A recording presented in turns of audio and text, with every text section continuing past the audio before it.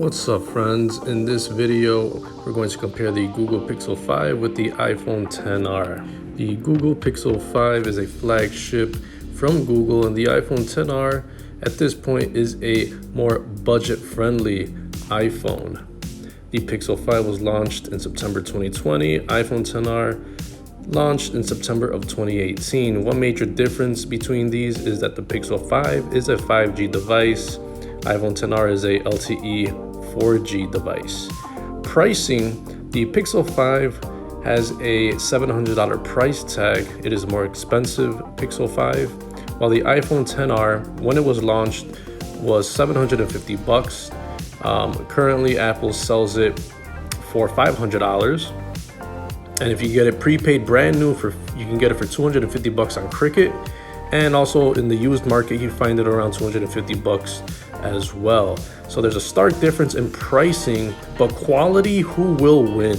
Very interesting showdown. Overall size: Pixel 5 is 5.7 inches tall, 2.7 inches wide, 0.31 inches thick. XR is around 6 inches tall, 3 inches wide, 0.33 inches thick. So a little bit smaller size on the Pixel 5. But the iPhone XR has a good size to it. It is not as big as the Max or the Plus phones. It feels just right. The Pixel 5 is also more lightweight, weighing in at 5.3 ounces versus the 6.8 ounces in the iPhone XR. For the build quality, Pixel 5 is glass front, aluminum back, aluminum frame. iPhone XR, glass front, glass back, aluminum frame. So the better build quality is going to be the cheaper iPhone XR. As the Pixel 5, for being a $700 flagship, it's supposed to feel more premium. So I'm not really feeling that on the Pixel 5. One good thing about both of these is they both offer eSIM, which means you don't have to physically have a SIM card to activate service. It also serves as a second SIM card entry, so you can have two different phone numbers, two different data services, swap them in and out. Great for traveling. Both of these phones have IP dust and water resistance. You got 68 on the Pixel 5 and IP67 on the XR.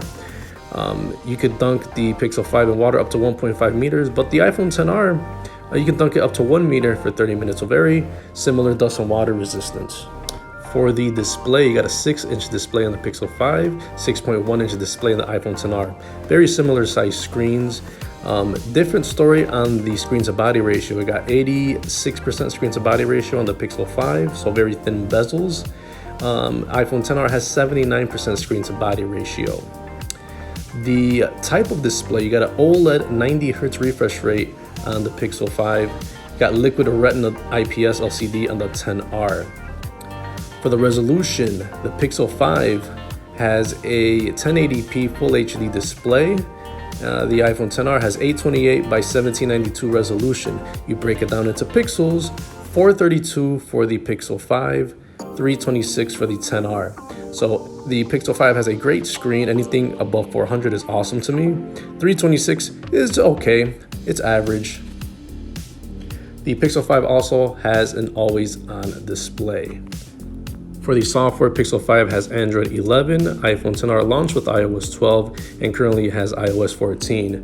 The good thing about both of these phones is that they are, for the most part, free of bloatware. They're very clean, untouched versions of themselves.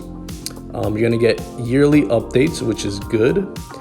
Very predictable updates. The Pixel 5 will get around at least 3 years of updates, while the XR gets around 5 years of updates. One thing on the iPhone XR is you get that special iOS ecosystem software, only found with Apple devices. So you're gonna get iMessage, FaceTime, AirDrop, iMovie, just to name a few.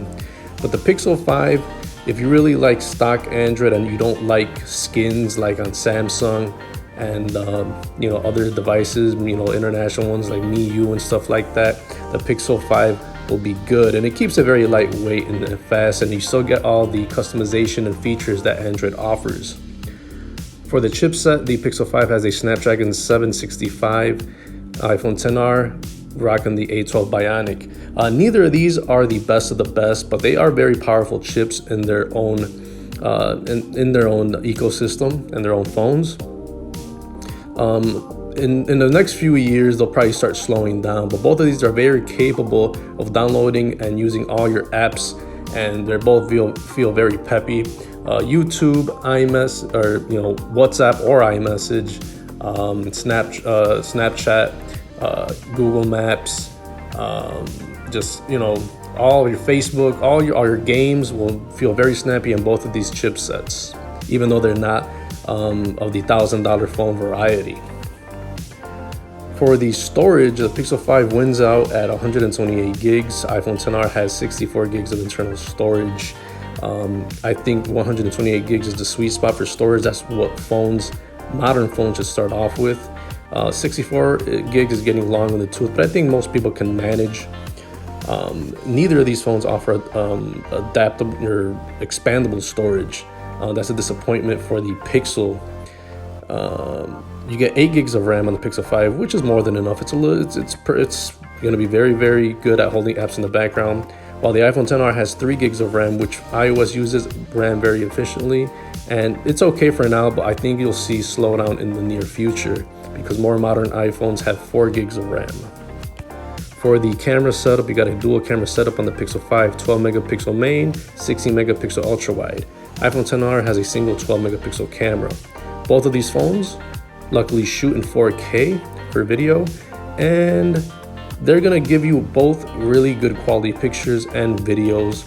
Although I really like using iMovie for editing videos for free on the iOS ecosystem, but the Pixel 5 will take some really great pictures and videos which you could transfer to your laptop and edit right there. For the selfie camera, Pixel 5 8 megapixel shooter, iPhone XR 7 megapixel shooter, both shoot at 1080p, so kind of a tie on the selfie camera.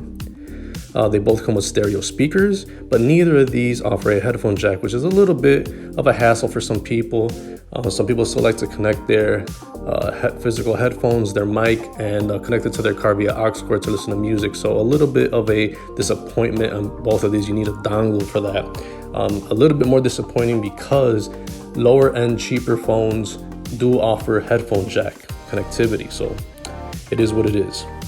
Both of these do offer Bluetooth 5.0, so it could happily connect with your wireless devices such as your smartwatch, your smart band, your wireless headphones, and your speakers, so they'll play very nice with your wireless devices.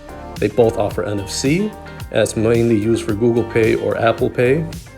You get USB Type-C on the Pixel, you got Lightning on the iPhone XR. The Type-C is more versatile. It's found on other devices such as laptops and tablets. The way to unlock your device and security is the fingerprint. It's rear mounted on the Pixel 5. You get Face ID on the iPhone XR. Both ways are reliable ways of unlocking your phone. It's just a matter of preference. Some people like the physical fingerprint reader, while some others like the fast Face ID auto unlock just by looking at your phone. And last but not least is the battery. The Pixel 5 has a 4,000 milliamp battery. iPhone XR approximately 3,000 milliamp battery. Now, I think even though the Pixel 5 has a bigger 4,000 milliamp battery, I think it's a little bit of a disappointment because 5G phones, I believe, use a lot of juice. And for this being a flagship Pixel in the $700 range, I think most phones should start off at 5,000 milliamps if you have 5G. So sorry, Pixel 5, it's a little bit of a letdown at $700. The iPhone XR is completely okay with that 3,000 milliamp battery because it has very impressive battery life. The iPhone XR is the first real iPhone to offer really great battery life. Even to this day, the iPhone XR is super, super good on battery life. And luckily, both of these phones do offer fast charging if you need to charge up and top up. Fast charging, 18 watts on the Pixel 5, 15 watts on the iPhone XR, give you around 50% charge in 30 minutes. You get wireless charging on the XR. You also get wireless charging on the Pixel 5 with bonus reverse charging at 5 watts, which means you could top off your headphones or top off your watch or even other phones. So what are my thoughts after going through the specs? What are my thoughts on comparing these devices? Well, I think the better overall phone is actually going to be the iPhone XR. You get a lot of value, especially if you can find it prepaid at 250 bucks or even brand new at 500. It's still going to be cheaper than the supposedly flagship Pixel 5. A little bit of a disappointment on the Pixel 5 because it's a flagship. It seems kind of expensive for the material and the build quality. Yes, I know you're going to get stock Android, which is great. You're only going to get it for 3 years though. Pick the iPhone XR, even when it was released, it's going to get 5 years of updates. So it still has several more years here in 2021. The battery is kind of low a little bit on the Pixel 5. So for being the most expensive and supposedly the flagship Pixel 5, it's a little bit of a bummer. You do get a lot of storage. I mean, 128 is okay. The iPhone XR is slacking with 64 gigs of storage, but with the Apple ecosystem behind it and the price tag, I think it creates a really good value. You get really good cameras on both of these devices, so that's a tie. I think if you are really into Android and you like Google Pixel experience, I think it's better off getting a Pixel 4a 5G, which is $200 less than the Pixel 5, and makes it like a really great comparison actually to the iPhone XR because they're both sold brand new at 500 bucks. So that's just something to think about. But I do like the FaceTime and iMessage and iMovie and AirDrop. I use that every day on the iPhone, and especially if you're a content creator making videos and stuff, the XR really brings it home. Well, anyways, guys, thanks for watching. I'll see you in the next one. Peace.